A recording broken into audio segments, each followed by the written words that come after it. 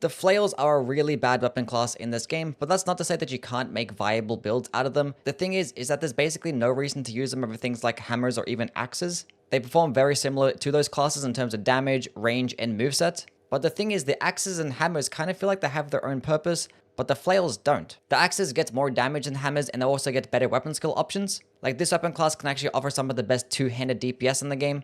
And as for the hammers, they do get more stance damage, and they have really fast heavy attacks and guard counters. So they're a really good light option in terms of stance breaking. Whereas the flails get the same movesets as those two weapons, but they just get less damage than hammers and less stance damage too. They do get the same stance damage with a charged heavy attack as the hammers, but the thing is with the flail, it's so incredibly long to the point where it's just not really worth using. Like, these flail heavy attacks are literally longer than colossal weapon heavy attacks. Like, they're that slow, and their damage is definitely not worth it. They do also get the really good guard counters, but the hammers are still going to do it better because they just get more damage. The only thing that the flails really have going for them is that they all typically get bleed, and they can't be parried. Which the thing is, there are bleed axes and hammers in this game, so you're probably just better off using those in most cases. And as I always mention, power stancing is probably the best way to proc bleed with these smaller types of weapons. And the power stancing flail moveset is just not good at all. And in terms of them not being able to get parried, that's just a thing for PvP. Now, the one thing that actually could have made them somewhat unique is going to be their unique skill, Spinning Chain. But the thing is, it's not even an Ash of War in this game. If you wanted to use this particular skill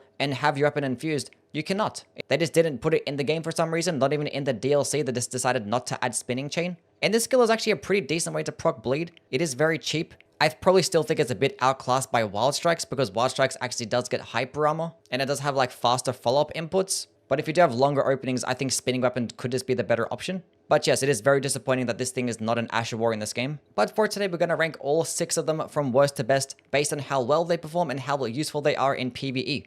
Starting off at the bottom, the NIGHTRIDER's Flail, which this actually is the highest damaging dexterity-based infusible flail in this game, which the only other one being the regular flail, so this one can just directly outclass it, but I'm still not going to value it as much because the regular flail can be acquired right at the beginning of the game and has much lower requirements, so it can be a pretty decent early game option in terms of being able to proc bleed on certain types of enemies, because for some reason, almost every single one of these flails have really high dexterity requirements, despite their movesets being like identical to hammers. Because yeah, this NIGHTRIDER's Glaive gets a 24 dexterity requirement, and instead of spending your time trying to fight a boss to get this weapon and gain enough levels to get to 24 dexterity, you're better off just like farming the CHAINLINK Flail instead. It does more damage and it scales off strength, which if you wanted to two-hand or go with an occult infusion, it is going to be the much better option. I don't know why this weapon or almost every other flail didn't get a unique moveset. I don't know why this thing doesn't get bonus damage on horseback at least, because like the NIGHTRIDER's Glaive does, but this one doesn't. And I don't know why these flails just don't get a good moveset in general. Like, they just suck so much. I feel like these weapons would have been like a really nice pairing alongside a shield and actually been like a really good one-handed option, because their movesets aren't the slowest things in the world. But I feel like this is a weapon type where you should be able to block and attack at the exact same time, or potentially even like charge up your heavy attack while blocking. That would have made it a lot more useful. It probably would have been a decent weapon to pair alongside a shield.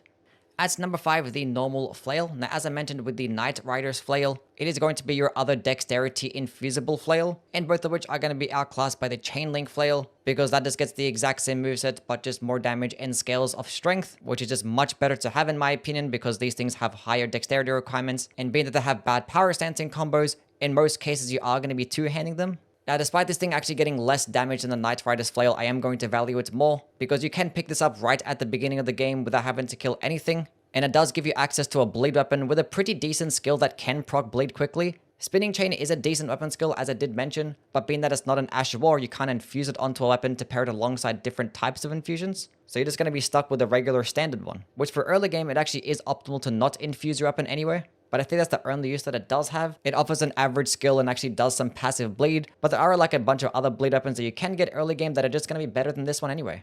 At number 4, the CHAINLINK Flail, which this one is the best of all of the infusible flails in this game, which definitely is not saying much. It gets the exact same moveset as every other flail, but this one just gets the most damage. Whether you're going to go into a strength build and use Blood Flame Blade, or going into an occult infusion with an arcane build, this is the best flail to use. Now, would I want to use this weapon over a bleed-based hammer or even a bleed-based axe? Probably not. Those things are going to get either more stance damage or just more DPS. But as I did mention, Spinning Chain is actually somewhat useful, and you could just leave this thing standard infused, and you still retain some decent damage. Obviously not going to get anywhere near as much with like a heavy infusion, and you also do lose out on having an occult infusion with Spinning Chain. If Spinning Chain was an Ash of War in this game, this thing could have easily been like a B tier, potentially an A tier. But no, the only unique thing that flails have going for them in this skill has just been tossed to the side. Number 3, the Family Heads, which is a split magic type of flail that cannot be infused, does get the regular flail moveset, and actually does scale best off dexterity, as it does retain an A scaling, which is pretty good. Now, unfortunately, it only gets a D scaling in intelligence, and the skill Familial Rancor does scale primarily off that. I hate it when weapons have a skill that scales off a particular stat and it gets a D scaling in that stat. It's so annoying because you're always forced to either spec into weapon damage or skill damage. So with the weapon that just scales off AR, that's just going to be the much better option. Now the skill itself is actually pretty decent. It is a decent damaging slow moving projectile, but it does have some very good tracking. So as long as enemies aren't really moving too quickly, they're just going to get hit by it every single time. And if they're smaller enemies, they're going to get stun locked, and it can do a decent amount of stance damage too. Now it does have like a pretty long animation, but thankfully you can cancel it midway through. But when you do cancel it, you are missing out on a bunch of damage. And you could potentially melt through your FP as well because it does consume 25 for every single cast. Now I think with how long the animation is for this skill, it's going to make it more situational.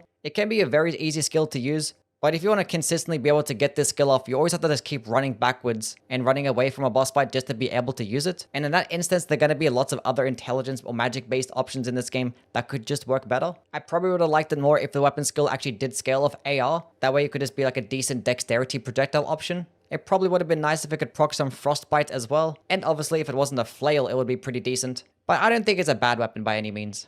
Number 2, the Bastard Stars. Now, I consider this one to be the best flail in the entire game based on performance alone. This thing is another split magic damaging flail with an A scaling in intelligence and a C scaling in dexterity. Does get the regular flail moveset, unfortunately doesn't get passive bleed like the infusible flails, but it does actually do bonus damage to gravity types of enemies, and it has a very good skill in Nebula. For 25 FP, you can like lunge in towards an enemy very quickly, stagger them nicely, and leave behind this lingering AoE effects that can explode and hit multiple times, do nice damage, do some nice stance damage, and it can just be pretty easy to use. Now the major problem of this skill is that it has to compete with the Wing of Astel. This is another gravity type of weapon that also gets a skill called Nebula that works somewhat similar, but that weapon is just going to be way better. The curved sword version leaves all the explosions directly in front of you, so it can just do more damage, can just do way more stance damage, it's going to be quicker, and it's going to consume less FP. It doesn't really lunge as far as the Bastard Stars, and the Bastard Stars can actually stagger on direct impact, so it can have a use there,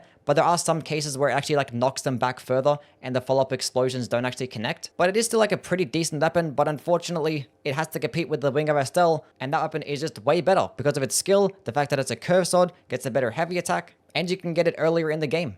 And that's number 1, the Serpent Flail, which is the lone DLC flail and the best flail in my opinion. This weapon does get split fire damage, actually gets more fire damage than physical damage, gets a very good faith scaling and somewhat of a decent dexterity scaling, but just meeting the minimum requirements of dexterity and going all into faith is the best option. Does get a 24 dexterity requirement, which is kind of annoying, but as I mentioned, for some reason all flails just get higher dexterity requirements, despite their movesets not being that unique at all. But the main reason why it's going to get number 1 is because of its skill Flail O Serpent. For only 8 FP, it buffs the weapon with plus 90 more fire damage for 30 seconds, which does make it the highest damaging flail in the game, and is getting plus 90 damage for only 8 FP in an instant is actually very good. But even better than that, this skill actually has another element to it, to where if you slam the weapon on the ground, it actually does this AoE explosion, and this explosion can do some very nice damage, and it does do 12 stance damage, and this damage is obviously going to be on top of when you hit with the weapon directly. So if you do go with a charged heavy attack, this thing can do over 50 stance damage. Going with a two-handed jumping attack, it could do roughly 40 stance damage. Now this skill does scale primarily off faith. It actually does get boosted by Shard of Alexander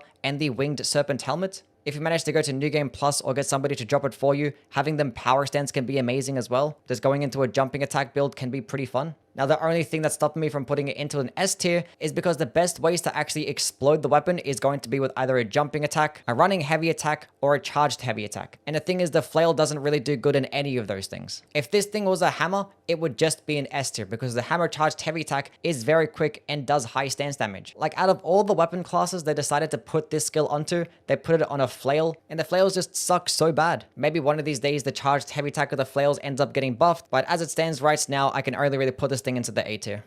Okay, that list is now done and complete. As always, let me know what your opinions are down in the comments. I'm not sure if anyone even likes the flails. If you do, please do leave a comment. But as for the next video, it is going to be the Great Hammers. I think there are roughly about 16 Great Hammers. And thankfully, that weapon class is actually really good. So that should be a pretty interesting video. So definitely do subscribe for that one, and I'll see you guys around. Bye.